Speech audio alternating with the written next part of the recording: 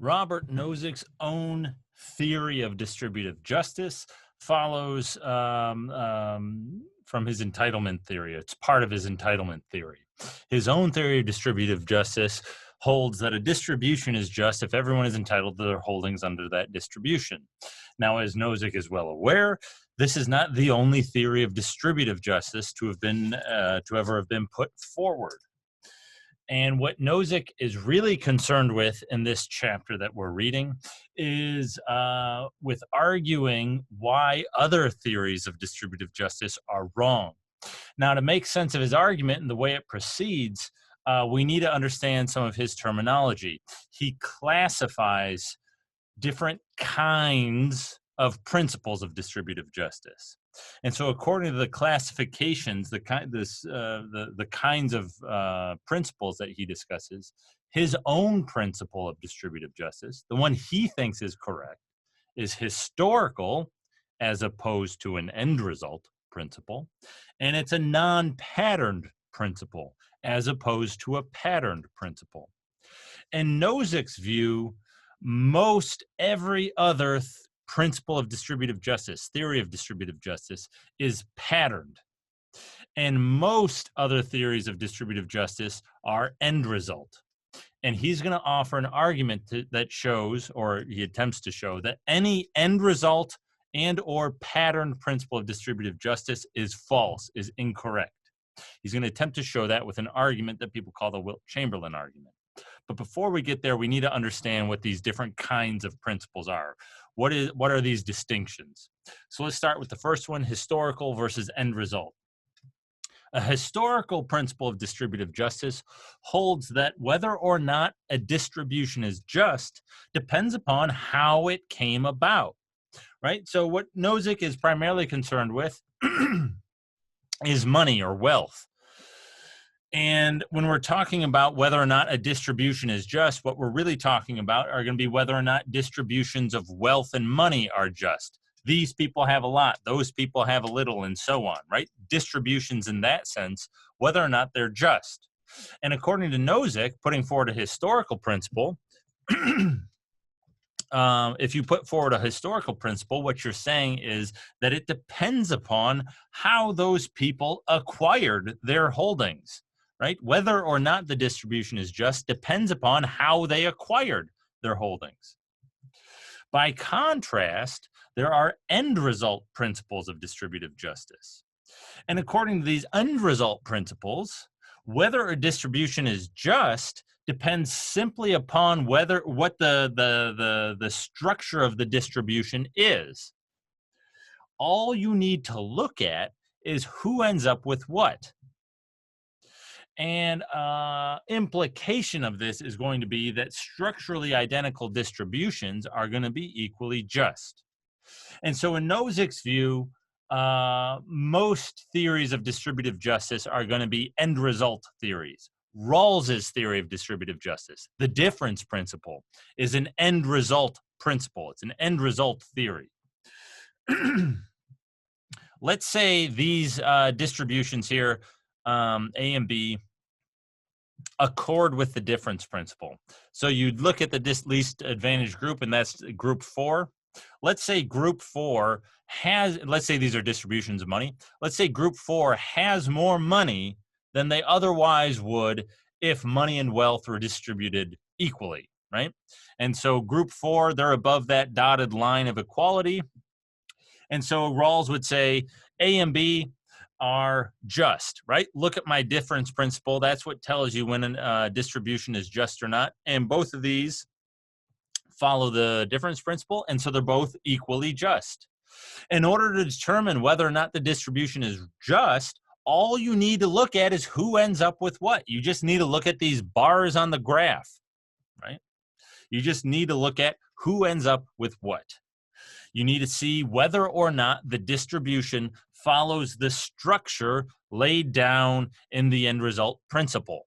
And if we're Rawls and we look at this, we'd say, look, both A and B, they follow that structure. What structure? The least advantaged group has to be better off than they would be if resources were distributed equally. Both A and B satisfy that structure. They're both equally just, right? That's an end result principle. If end result principle is going to hold that all you need to do to determine whether a distribution is just is look at one of these charts, right, or these graphs. According to historical principles, that you can't tell whether or not A or B is a just distribution. According to historical principles, A could be just and B could be unjust, even though the distributions are exactly the same.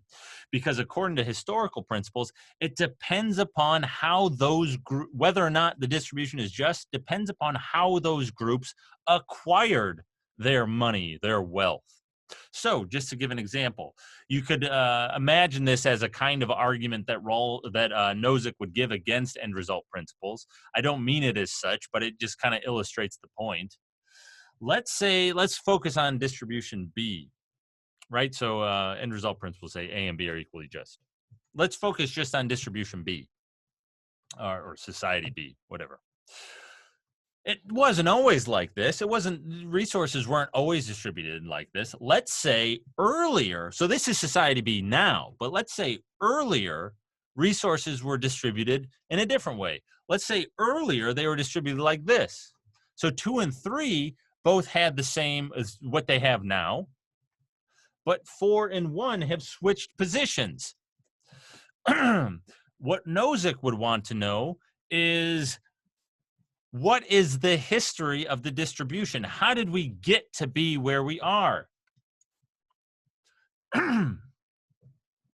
Now, let's say that in what happened was earlier, when we had 4 having more than 1, what happened was 1 stole from 4. And that's how 1 got so much higher and 4 got so much lower, right? And so it's because earlier 1 had stolen from 4 that we now get this distribution that we find in B. Well, what that implies is all that extra money represented there in that bar is stolen from 4. And so Nozick would want to say B is an unjust distribution.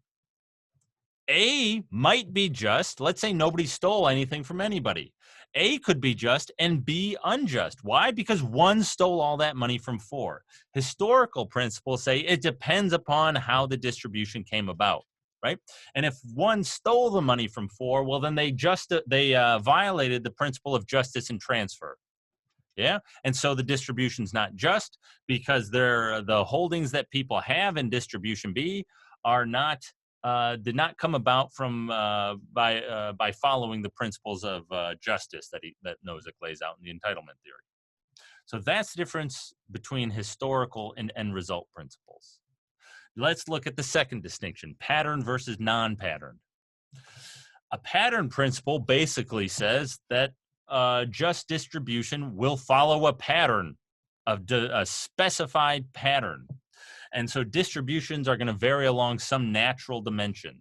And Nozick gives a bunch of examples of things like this. So if we came up with some distribution like distribute according to IQ, right? Wealth should be distributed according to IQ. Nobody's ever actually maintained that. More generally, any principle of distributive justice that says something like to each according to his or her X, anything, IQ, merit, sounds like Aristotle, need, desert, right? To each according to his or her blank, you have a pattern principle because it's saying distribution should vary along some particular dimension. They should follow some pattern, right? So this would be an example of distributing money according to IQ, right? So the higher your IQ, the more money you should get. Nobody actually put something like that forward, but that's a particular pattern.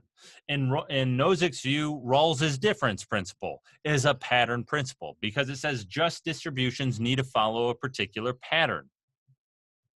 Non-pattern principles, by contrast, all they claim is that there is no one natural dimension along which distributions ought to vary. There's no pattern that ought to be satisfied. That's it.